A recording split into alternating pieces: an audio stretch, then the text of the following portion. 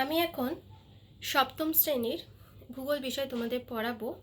এর আগে যে সমস্ত চ্যাপ্টারগুলো অলরেডি পড়ানো হয়ে গেছে তার মধ্যে থেকেই আজকে আরেকটি চ্যাপ্টার অর্থাৎ ভূপৃষ্ঠে কোনো স্থানের অবস্থান নির্ণয়, এই চ্যাপ্টারটা থেকে কতগুলো প্রশ্ন উত্তর আলোচনা করব।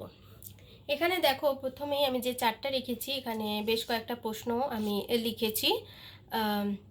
এই প্রত্যেকটা প্রশ্ন বড় প্রশ্ন, তোমাদেরকে একটুখানি লিখতে হবে।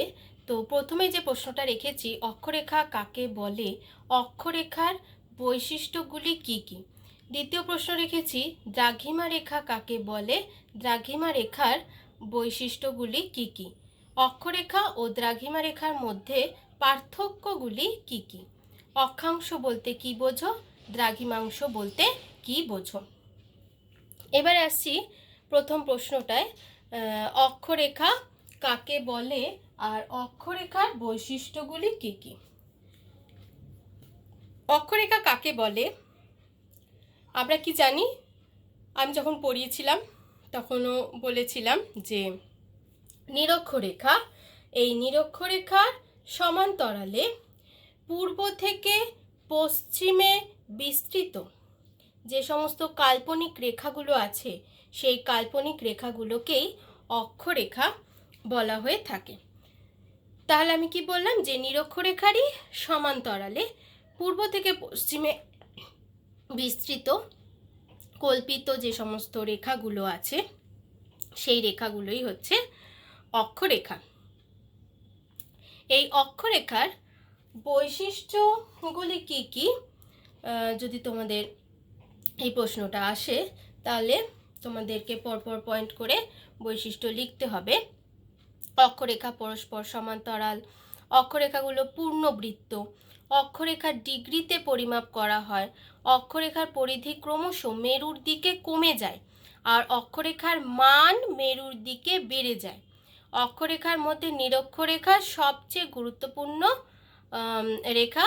নিরক্ষরেখার মান 0 ডিগ্রি, 90 ডিগ্রি উত্তর এবং 90 ডিগ্রি দক্ষিণ হলো যথাক্রমে উত্তর মেরু বিন্দু এবং দক্ষিণ মেরু বিন্দু। এইভাবে তোমাদের এই প্রশ্নের উত্তরটা লিখতে হবে। এরপরের প্রশ্নে আসছি, দ্রাঘিমা রেখা কাকে বলে, দ্রাঘিমা রেখার বৈশিষ্ট্যগুলি কি কি। দ্রাঘিমা রেখা কাকে বলে, পৃথিবীর উত্তর মেরু থেকে দক্ষিণ মেরু পর্যন্ত উত্তর থেকে দক্ষিণে বিস্তৃত যে সমস্ত কল্পিত রেখাগুলো আছে সেই কল্পিত রেখাগুলোকে দ্রাঘিমা রেখা বলা হয়। তাহলে আমি কি বললাম, যে পৃথিবীর উত্তর মেরু, এটা উত্তর মেরু, আমরা জানি এটা উত্তর মেরু আর এটা হচ্ছে দক্ষিণ মেরু। উত্তর মেরু থেকে দক্ষিণ মেরু পর্যন্ত অর্থাৎ উত্তর থেকে দক্ষিণে বিস্তৃত যে সমস্ত কল্পিত রেখাগুলো আছে এই কল্পিত রেখাগুলোকেই দ্রাঘিমা রেখা বলা হয়ে থাকে। এবং দ্রাঘিমা রেখার যে সমস্ত বৈশিষ্ট্যগুলো আমরা পেয়ে থাকি সেগুলো হচ্ছে যে দ্রাঘিমা রেখা পরস্পর সমান্তরাল নয়, দ্রাঘিমা রেখাগুলো অর্ধবৃত্ত, দুটি দ্রাঘিমা রেখার মধ্যে দূরত্ব নিরক্ষরেখার কাছে সবচেয়ে বেশি আর নিরক্ষরেখা থেকে মেরুর দিকে ক্রমশ দূরত্ব কমে যায়। প্রত্যেকটি দ্রাঘিমা রেখা উত্তর ও দক্ষিণ মেরুতে গিয়ে মিশেছে। 180 ডিগ্রি পূর্ব এবং 180 ডিগ্রি পশ্চিম যেহেতু একটাই দ্রাঘিমা রেখা তাই তার পূর্ব ও পশ্চিম উল্লেখ করতে হয় না। এইভাবে এই প্রশ্নের উত্তরটা তোমাদেরকে লিখতে হবে। পরের প্রশ্নে আসছি, অক্ষরেখা ও দ্রাঘিমা রেখার মধ্যে পার্থক্যগুলি কি কি। অক্ষরেখা ও দ্রাঘিমা রেখার মধ্যে পার্থক্যগুলি কি কি, এই পার্থক্য যেভাবে পার্থক্য লেখে সেইভাবেই তোমাদেরকে দাগ কেটে পার্থক্যগুলো লিখতে হবে। তো পার্থক্য লেখার আগে আমাদেরকে বলে নিতে হবে অক্ষরেখা কাকে বলে আর ওদিকে দ্রাঘিমা রেখা কাকে বলে। তারপর পার্থক্য লিখতে হবে, যেমন অক্ষরেখাগুলো পূর্ণবৃত্ত, দ্রাঘিমা রেখাগুলো অর্ধবৃত্ত। অক্ষরেখা পরস্পর সমান্তরাল, দ্রাঘিমা রেখা পরস্পর সমান্তরাল নয়। অক্ষরেখা পূর্ব থেকে পশ্চিমে বিস্তৃত, দ্রাঘিমা রেখা উত্তর থেকে দক্ষিণে বিস্তৃত। অক্ষরেখার অপর নাম সমাক্ষ রেখা, আর দ্রাঘিমা রেখার অপর নাম দেশান্তর রেখা। অক্ষরেখার পরিধি সর্বত্র সমান নয়, যতই মেরুর দিকে যাওয়া যায় ততই পরিধি কমে যায়। আর দ্রাঘিমা রেখার পরিধি সর্বত্র সমান। তারপরে অক্ষরেখাগুলি কল্পনা করা হয়েছে নিরক্ষরেখা থেকে, আর দ্রাঘিমা রেখাগুলি কল্পনা করা হয়েছে মূল মধ্যরেখা থেকে।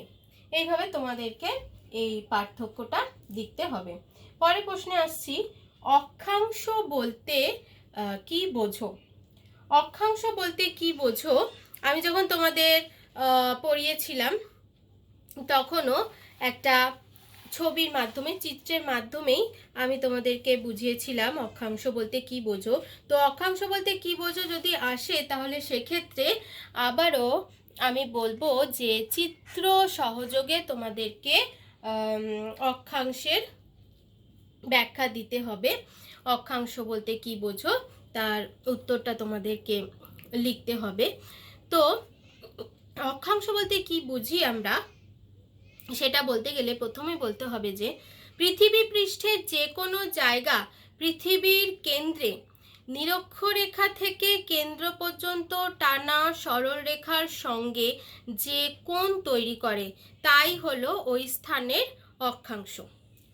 একই অক্ষাংশ যুক্ত স্থানগুলোকে যদি একটা কাল্পনিক রেখা দিয়ে জুড়ে দেওয়া যায় তবে সেই রেখাটাই হবে অক্ষরেখা।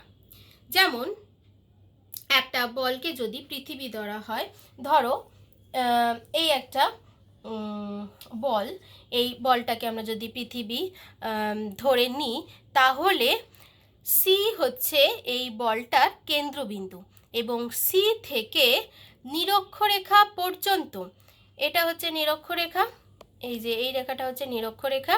তো সি থেকে আমি কি বললাম যে সি থেকে নিরক্ষরেখা পর্যন্ত যে সরল রেখা টানা হয় সেই সরল রেখাটা হলো সিআর। আর পি হলো এমন একটি বিন্দু যা বলটার উপরে আছে, কোন একটা বিন্দু যেটা বলটার উপর আছে। আর এই যে পি আর সি, এই পি সি হলো পি বিন্দু থেকে বলটার কেন্দ্র পর্যন্ত টানা সরলরেখা। তাহলে আবার বলছি যে সি বিন্দু থেকে নিরক্ষরেখা পর্যন্ত যে সরলরেখা টানা হচ্ছে সেটাকে বলা হচ্ছে সিআর। আর এই বলটার উপরে যদি একটা কোনো অবস্থান ধরে নেওয়া হয়, ধরা হলো যে পি, এই পি বিন্দু থেকে বলটার কেন্দ্র পর্যন্ত আরেকটি সরলরেখা, কেন্দ্র পর্যন্ত অর্থাৎ সি পর্যন্ত আরেকটি সরলরেখা যদি টানা হয় তাহলে এই সরলরেখাটা হচ্ছে পিসি। তাহলে এই পিসি আর হচ্ছে সিআর, সি বিন্দুতে একটি কোণ তৈরি করবে যেই কোণের মান 40 ডিগ্রি। সুতরাং এই যে পি বিন্দু, এই পি বিন্দুর অক্ষাংশ হলো 40 ডিগ্রি উত্তর। এইভাবেই তোমাদের অক্ষাংশটা লিখতে হবে। এবার আসছি দ্রাঘিমাংশ বলতে কি বোঝো? দ্রাঘিমাংশ বলতে কি বোঝো এটা বলতে হলে তোমাদেরকে বলতে হবে যে ভূগোলকে মূল মধ্যরেখা থেকে একটি সরল রেখা পৃথিবীর কেন্দ্র, দেখো দ্রাঘিমাংশের ছবি আমি এখানে রেখেছি। আমরা জানি যে নিরক্ষরেখার মানও হচ্ছে 0 ডিগ্রি, আর ওদিকে মূল মধ্যরেখার মানও হচ্ছে 0 ডিগ্রি। তো আমি কি বললাম যে মূল মধ্যরেখা থেকে একটি সরল রেখা পৃথিবীর কেন্দ্র পর্যন্ত টানা হয়েছে এবং পি নামক স্থানটি যে দ্রাঘিমায় অবস্থিত, এই যে দ্রাঘিমায় পি নামক স্থানটি অবস্থিত, সেখান থেকেও আরেকটি সরলরেখা কেন্দ্র পর্যন্ত টানা হয়েছে। ওই দুই সরলরেখা পৃথিবীর কেন্দ্রে, অর্থাৎ এই যে হচ্ছে পৃথিবীর কেন্দ্র যেটাকে আমরা সি বিন্দু বলছি, তো পৃথিবীর কেন্দ্রে যে কোণ তৈরি করছে, কোণটার নাম কি দিয়েছি? আর সি পি। তো এই যে কোণটা, এই কোণটা পৃথিবীর দেখা যাচ্ছে যে কেন্দ্রে একটা কোণ তৈরি করছে, যে কোণটার আমি নাম বললাম, এবং যার মান হচ্ছে 60 ডিগ্রি। তাহলে এই যে স্থানটা, এই স্থানটা দ্রাঘিমাংশ হবে 60 ডিগ্রি পশ্চিম। একই দ্রাঘিমাংশযুক্ত স্থানগুলোকে যদি একটা সরলরেখা দিয়ে জুড়ে দেওয়া যায়, তবে সেই সরলরেখাটাই হবে দ্রাঘিমা রেখা। এইভাবে তোমাদেরকে চিত্র সহযোগে অক্ষাংশ ও দ্রাঘিমাংশ কাকে বলে তার উত্তর লিখতে হবে। এবারে আমি তোমাদের জন্য কিছু ছোট প্রশ্ন রেখেছি, সেই ছোট প্রশ্নগুলো একটুখানি বলছি। কি কি প্রশ্ন রেখেছি আগে বলে নিই। নিরক্ষরেখা ও মূল মধ্যরেখা পৃথিবীকে কোন কোন গোলার্ধে ভাগ করেছে? কি বললাম? নিরক্ষরেখা ও মূল মধ্যরেখা পৃথিবীকে কোন কোন গোলার্ধে ভাগ করেছে। তো আমি যখন তোমাদের পড়িয়েছিলাম তখন বলেছিলাম, আবারও দেখো আরেকবার আমি বলে দিচ্ছি। নিরক্ষরেখা, এই হচ্ছে নিরক্ষরেখার অবস্থান। তো নিরক্ষরেখা পৃথিবীকে দুটি গোলার্ধে ভাগ করেছে। কোন কোন গোলার্ধে ভাগ করেছে? উত্তর গোলার্ধ, এটা হচ্ছে উত্তর গোলার্ধ, আর এটা হচ্ছে দক্ষিণ গোলার্ধ। আর মূল মধ্যরেখা, এটা হচ্ছে মূল মধ্যরেখা। এই মূল মধ্যরেখা আবার পৃথিবীকে কোন কোন গোলার্ধে ভাগ করেছে? দুটো গোলার্ধে ভাগ করেছে, পূর্ব গোলার্ধ আর হচ্ছে পশ্চিম গোলার্ধ। এবার পরের প্রশ্নে আসছি। উত্তর অক্ষরেখা ও দক্ষিণ অক্ষরেখা বলতে কি বোঝো? কি বললাম? উত্তর অক্ষরেখা ও দক্ষিণ অক্ষরেখা বলতে কি বোঝো? নিরক্ষরেখার উত্তরের যে সমস্ত অক্ষরেখাগুলো, সেগুলোই হচ্ছে উত্তর অক্ষরেখা, এবং নিরক্ষরেখার দক্ষিণে যে সমস্ত অক্ষরেখাগুলো আছে সেগুলোকেই দক্ষিণ অক্ষরেখা বলা হয়ে থাকে। এবার পরের প্রশ্নে আসছি। প্রমাণ সময় কাকে বলে? প্রমাণ সময় কাকে বলে? এটা তোমাদেরকে প্রশ্নের উত্তরটা এইভাবে লিখতে হবে যে প্রমাণ সময় বলতে অবশ্যই তার আগে বলতে হবে যে স্থানীয় সময় কাকে বলে। দ্রাঘিমা অনুযায়ী, আবার একবার বলছি যে প্রমাণ সময় কাকে বলে, এই প্রশ্নের উত্তরটা বলতে হলে আগে একটু বলতে হবে যে স্থানীয় সময় কাকে বলে। দ্রাঘিমা অনুযায়ী কোনো স্থানের সময়কে সেই স্থানের স্থানীয় সময় বা লোকাল টাইম বলে। ভারতের পূর্ব সীমানা ও পশ্চিম সীমানার মধ্যে সময়ের পার্থক্য দেখা যায়। তো সেই সময় পার্থক্যটা মানে কতটা হয়, সেই পার্থক্যটা সেটা হয় 1 ঘন্টা 45 মিনিট। কিন্তু দেশের মধ্যে তো এরকম সময় পার্থক্য যদি থাকে তাহলে সেক্ষেত্রে অসুবিধা হবে। সেক্ষেত্রে একটাই সময় ঠিক করতে হবে। একটা সময় ঠিক করতে না পারলে, যেটা আমি বললাম যে নানা ধরনের অসুবিধা এক্ষেত্রে দেখা যাবে। আর এই অসুবিধা দূর করার জন্যই ভারতের ঠিক মাঝ বরাবর 82 ডিগ্রি 30 মিনিট পূর্ব দ্রাঘিমাকে প্রমাণ দ্রাঘিমা বলে ধরা হয়েছে। তাহলে কি বললাম? যে ভারতের ঠিক মাঝ বরাবর 82 ডিগ্রি 30 মিনিট পূর্ব দ্রাঘিমাকে প্রমাণ দ্রাঘিমা ধরা হয়েছে। 82 ডিগ্রি 30 মিনিট পূর্ব দ্রাঘিমার স্থানীয় সময়কেই সারা ভারতের প্রমাণ সময় বলে ধরা হয়। এইভাবে তোমাদেরকে প্রমাণ সময় কাকে বলে এটা লিখতে হবে। পরের প্রশ্নে আসছি। জিপিএস বা গ্লোবাল পজিশনিং সিস্টেম কি? আবারও বলছি, জিপিএস বা গ্লোবাল পজিশনিং সিস্টেম কি? এটা বলতে হলে আগে তোমাদেরকে বলতে হবে যে জিপিএস এর ফুল ফর্মটা আগে বলতে হবে। যদি ধরো জিপিএস কি এইভাবে যদি আসে, তাহলে আগে জিপিএস এর ফুল ফর্মটা বলতে হবে, এবং তারপর বলতে হবে যে জিপিএস বা গ্লোবাল পজিশনিং সিস্টেম হলো পৃথিবীর যে কোনো জায়গার অক্ষাংশ ও দ্রাঘিমা জানবার একটি অত্যাধুনিক ব্যবস্থা।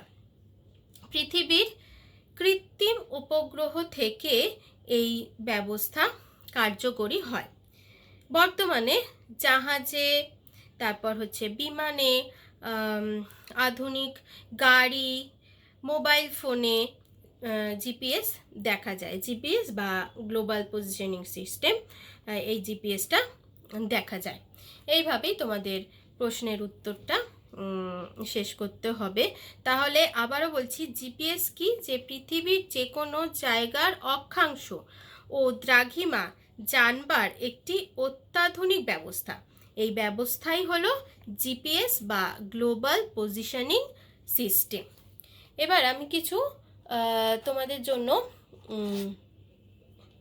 প্রশ্ন রেখেছি, ছোট প্রশ্ন রেখেছি। প্রশ্নগুলো কি কি? অতি সংক্ষিপ্ত প্রশ্নগুলির উত্তর দাও। কি বললাম? আবারও বলছি, অতি সংক্ষিপ্ত প্রশ্নগুলির উত্তর দাও। অতি সংক্ষিপ্ত প্রশ্নগুলির উত্তর দাও মানে তোমরা বুঝতেই পারছো যে প্রশ্নের উত্তর কতটা লিখতে হবে। তো এখানে যে সমস্ত প্রশ্নগুলো আমি রেখেছি, প্রথম প্রশ্ন কি রেখেছি? যে নিরক্ষরেখার মান কত? প্রশ্নটা খুব ইম্পর্টেন্ট, ভীষণ আসে। আবারও বলছি, নিরক্ষরেখার মান কত? আবারও বলছি, নিরক্ষরেখার মান কত? দ্বিতীয় প্রশ্ন, প্রতি ডিগ্রি অক্ষরেখাকে কত মিনিটে ভাগ করা হয়েছে? আবারও বলছি, প্রতি ডিগ্রি অক্ষরেখাকে কত মিনিটে ভাগ করা হয়েছে?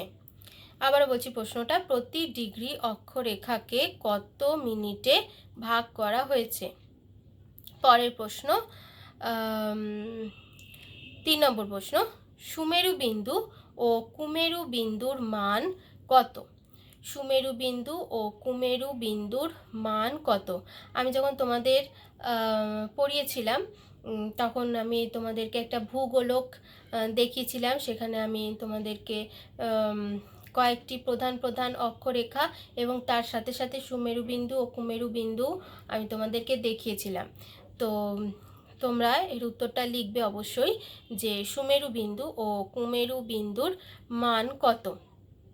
পরের প্রশ্ন, রয়্যাল অ্যাস্ট্রোনমিক্যাল অবজারভেটরি কোথায় অবস্থিত? আবারও বলছি, রয়্যাল অ্যাস্ট্রোনমিক্যাল অবজারভেটরি কোথায় অবস্থিত? কি বললাম? রয়্যাল অ্যাস্ট্রোনমিক্যাল অবজারভেটরি কোথায় অবস্থিত? পরের প্রশ্ন, স্থানীয় সময় কাকে বলে? পরের প্রশ্ন, স্থানীয় সময় কাকে বলে? আবারও বলছি, স্থানীয় সময় কাকে বলে? যেহেতু এটা অতি সংক্ষিপ্ত প্রশ্নের উত্তর, সেই কারণে তোমাদেরকে কিন্তু বেশি বড় উত্তর লেখার দরকার নেই। এটা তোমরা একদম মানে একদম ছোট করেই এর উত্তরটা লিখবে, 1 লাইনের মধ্যেই এটা লিখবে। পরের প্রশ্ন, গ্রিনিচের সঙ্গে ভারতের প্রমাণ সময়ের পার্থক্য কত? ভীষণ আসে এই প্রশ্নটা ছোট প্রশ্ন হিসেবে। তো কি বললাম, যে গ্রিনিচের সঙ্গে ভারতের প্রমাণ সময়ের পার্থক্য কত? আবারও বলছি, গ্রিনিচের সঙ্গে ভারতের প্রমাণ সময়ের পার্থক্য কত?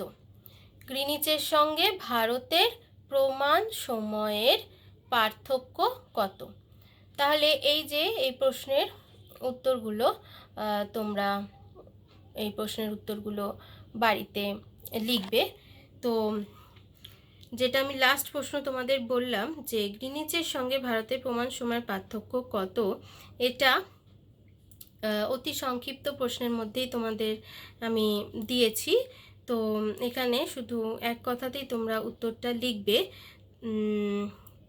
তো যেটা আমি বলতে চাইছি, যে এটা যদি বড় প্রশ্নে তোমাদের আসে তাহলে তোমাদেরকে আরেকটু বড় করে উত্তরটা সেক্ষেত্রে লিখতে হবে। যেমন তোমাদের বইতে যেভাবে আছে যে ভারত গ্রিনিচের পূর্ব দিকে অবস্থিত, তো কোনো অনুষ্ঠান যদি লন্ডনে বিকেল 5টায় শুরু হয় তাহলে ভারতের টেলিভিশনে সেটা সরাসরি দেখা যাবে 5টা প্লাস 5 ঘন্টা 30 মিনিট, অর্থাৎ রাত্রি 10টা 30 মিনিটে। এইভাবেই কিন্তু তোমাদের প্রশ্নের উত্তরটা লিখতে হবে। আরেকটা কথা বলে দিই যে তোমাদের যেটা আমি বললাম যে প্রতি ডিগ্রি অক্ষরেখাকে কত মিনিটে ভাগ করা হয়েছে, তো এই মিনিট বলতে কিন্তু সময়ের মিনিট নয়। আমি যখন তোমাদের পড়িয়েছিলাম তখনও আমি তোমাদের বলেছিলাম যে এই যে মিনিটের কথাটা বলা হচ্ছে, এই মিনিট মানে আবারও বলছি যে সময়ের মিনিট কিন্তু নয়। তো যাই হোক, তোমরা প্রশ্নটা উত্তর লিখবে, কিন্তু সেক্ষেত্রে একটুখানি মাথায় রাখবে যে এই যে মিনিটের কথাটা বললাম, আবারও বলছি এই মিনিট মানে কিন্তু সময়ের মিনিট নয়। তোমরা এই প্রশ্নের উত্তরগুলো বাড়িতে লিখবে।